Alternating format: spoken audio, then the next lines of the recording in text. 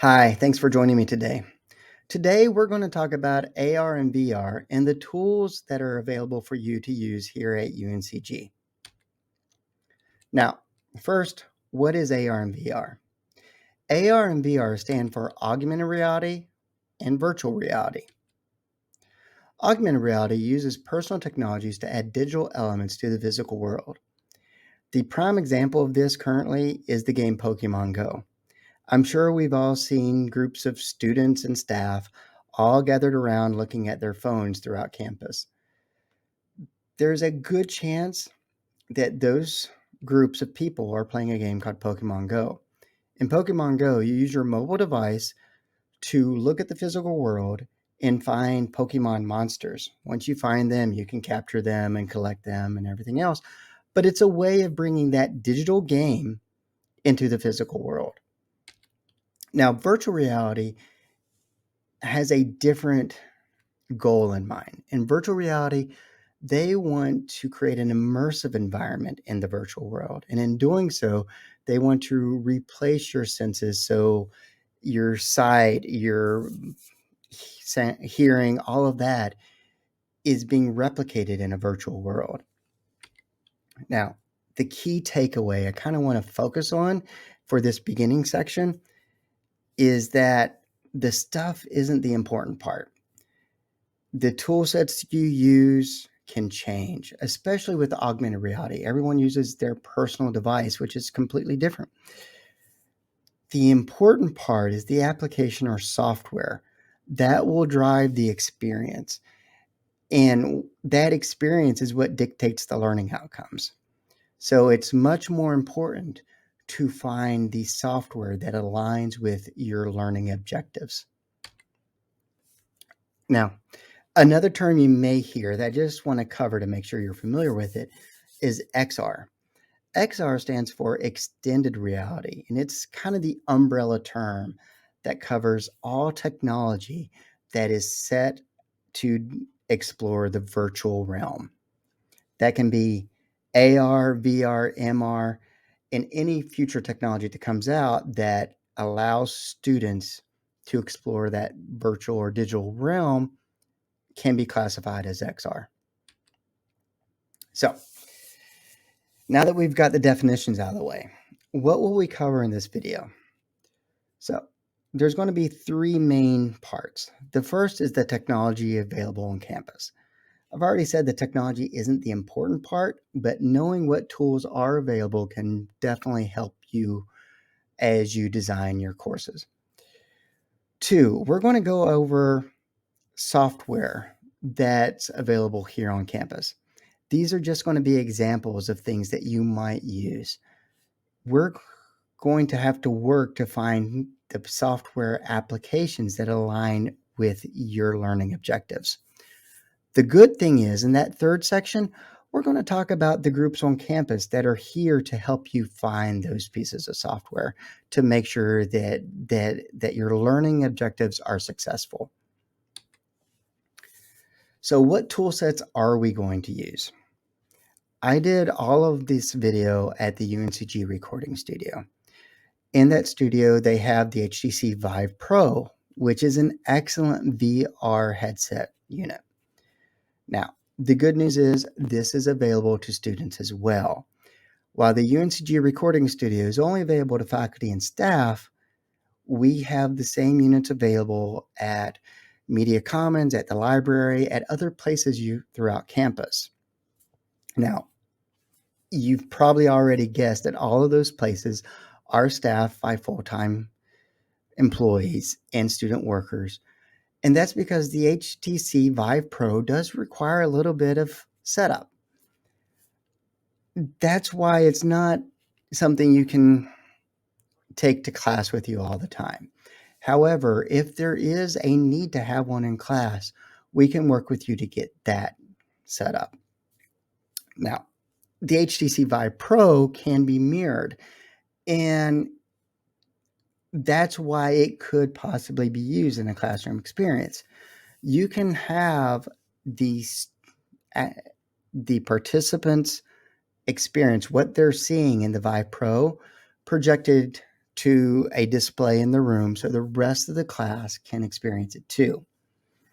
Now, we can share the content with the rest of class, but does the strengths of the modality get negated with that application? I think it does. The whole concept of virtual reality is immersive. If you're trying to create a passive viewing of an immersive experience, you're not going to share that immersive experience with the rest of class. The class is seeing the participant have their immersive experience. It changes the modality immensely. And so I think we really need to think about what applications make sense to have in a class and what applications make sense to require the students to do outside of class. So the first piece of software we're going to talk about is the tour of the Sistine Chapel. This is a great example of the type of experience that VR can facilitate. And I use the word facilitate there intentionally. This is a guided tour. So it's a structured experience, and that structured experience can help teach the tool set in a controlled environment. I've already said that VR probably doesn't work well in a classroom. It's primarily meant as an immersive experience outside of a classroom. However, since we're on the cusp of VR technology being used in learning environments, it might be good to have one of these type of tours as an introduction so that students get familiar with everything. And you could have that in your classroom. That way, you're there to help facilitate some of these and lower the barrier for the students to use them. You know, this introduction to the virtual realm is, again, great to teach them the tools, also to teach them where to access the tools, and to create a learning experience where they all have a similar experience and can come into the course to talk about that experience. It's that introduction that kind of helps as you add more complex or independent VR experiences later on. So with that, I'm going to switch over to the video of me experiencing this guided tour, and we're going to talk a little bit about what that's like. So it begins by showing us the tool set and letting us walk around the room as it starts to dive into the history. It wants us to feel comfortable with the space. It also pulls some images into it just to give us a sense of scale. This allows us to not only experience the space as if we were there, but to also see it in relationship with other things, other historical documents that belong in the same time period. Now, as the narration continues, it does start to highlight certain aspects. And currently, it's talking about the first paintings that were done and how the history of the request came about. But as it highlights certain aspects of the ceiling, it wants to draw our attention there. So it focuses it using light. Now, this is where the real guided aspect of this comes in, and that's one of the real strengths. It makes sure all the students are in control of their experience, but they're focused on the paintings that they need to be looking at any given time.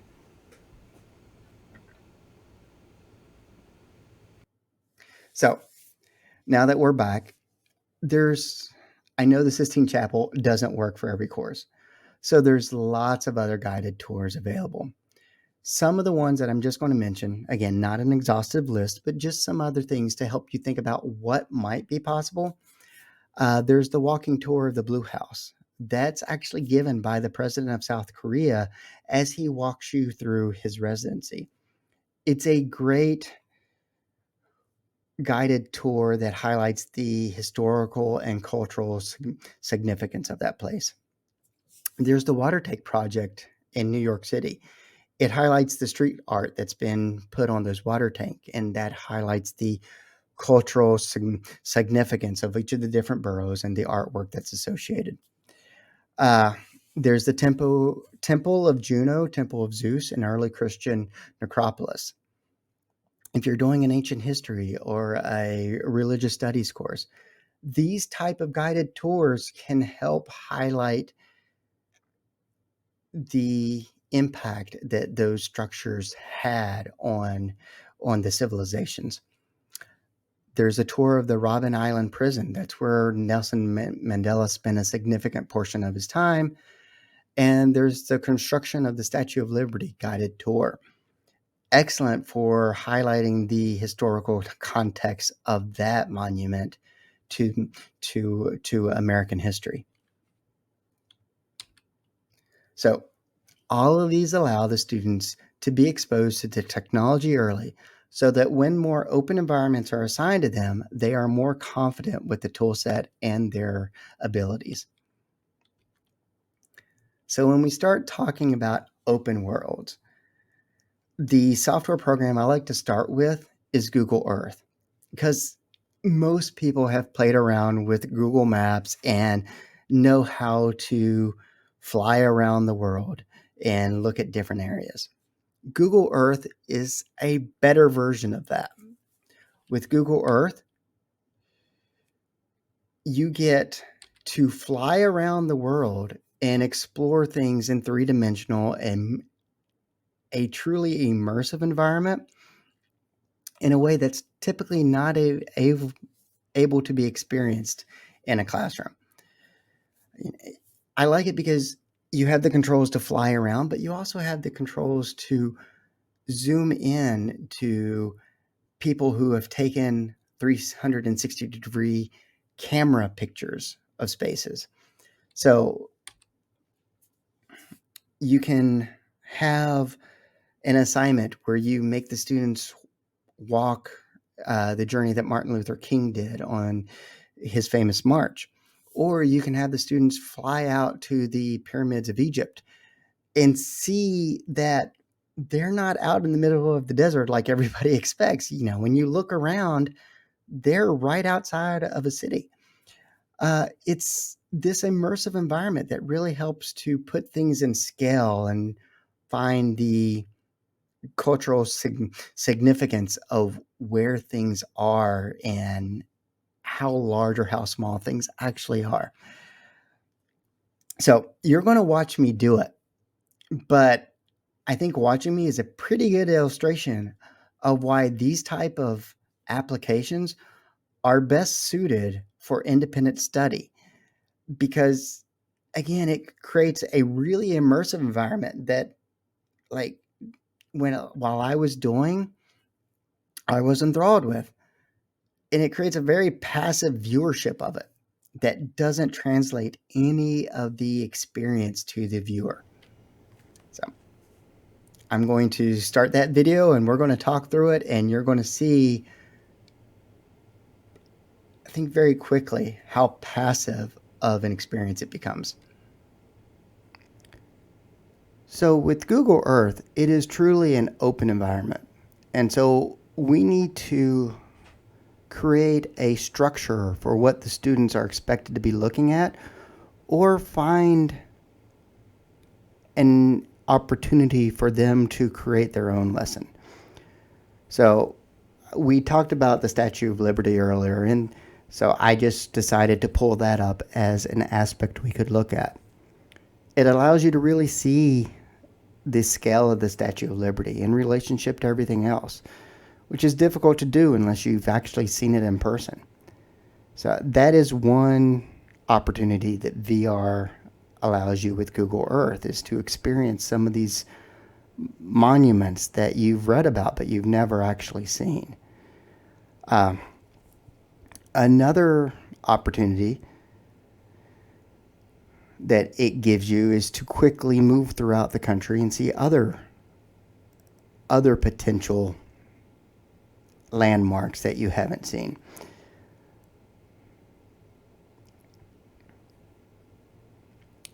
And these can be historical in nature. The Roman Colosseum is one that I like to look at simply to see how large it is in relationship to a modern arena. And that the city of Rome is literally built all around it. It is in the middle of the city, and it's something you can't really experience unless you are in an avenue where you can see it in relationship to everything else.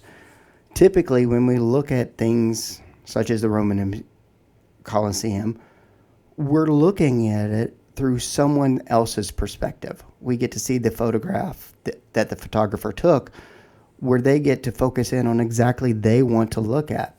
This allows the participant to see it in relationship to everything else and to start to connect to make some connections between it and the area it was created in.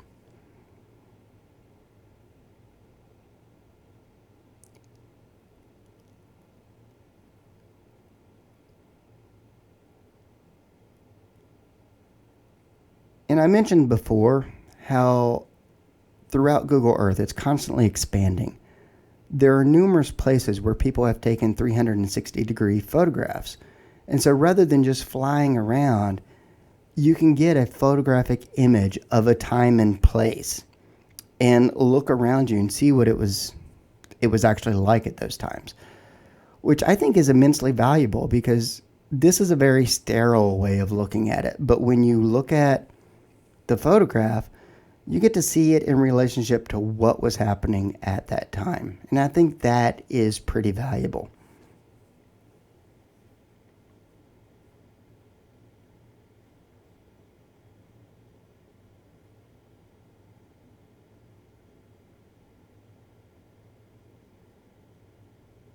So, other VR open world applications that might be available and better suited to your particular area of study. There's the House of Learning, which allows the participant to be placed in a foreign neighborhood so that they're able to use the language in a natural way. It's great for teaching language and teaching cultural context of that language. Another one is the Body VR. It's very similar to Google Earth, except for you're inside of the human body, so you can start to see how systems go together, and it's just a way to see the human body that you're not able to see any other way. Apollo 11 is another one I really like. It kind of rides that line between a guided tour and an open world because we know the Apollo 11 mission and we know all the aspects and the history of it. However, this type of virtual application puts the participant in the role of one of the astronauts and allows them to experience the emotion and see the consequences of their choices throughout that particular space mission. And then finally, there's the trench experience. It puts the participant in the role of one of the soldiers in World War II in the trenches. Now, just like the Apollo mission, this enables the students to feel the emotion and to have the experience. And research has shown that having the emotional impact really helps to dive into a deeper learning experience. And virtual reality is excellent for conveying those emotional experiences in a way that a non immersive technology struggles to do. So, we've walked through two example programs and we've talked about some other ones, but chances are we haven't found the one that meets your particular course need. So, who do you see to get started? There's three groups on campus that I really recommend. The first is the UNCG Learning Technologies group. They manage the recording studio where I did most of this video. That recording group has instructional designers on staff, but they're primarily focused on the technology tools. Now, the technology tool can include the software application. So if you already have an idea of how you want to implement this in your course, but you're having a hard time finding the particular software application to use, that would be an excellent group to help find that software. Two other groups are the UNCG Online Learning and UNCG University Teaching and Learning Commons, the UTLC. Those groups are primarily focused on instructional design and assisting faculty. So if you know you want to add VR elements to your course, but you're not quite sure how to do it effectively, these might be the people to talk to. They are primarily focused on the how and the why, so that you can add these to your course in a way that's effective. So again, my name is Larry Darling, and if you have any other questions, feel free to reach out. I will either answer them or I will be able to put you in contact with groups on campus who are able to answer them. Thanks, and I'll see you next time.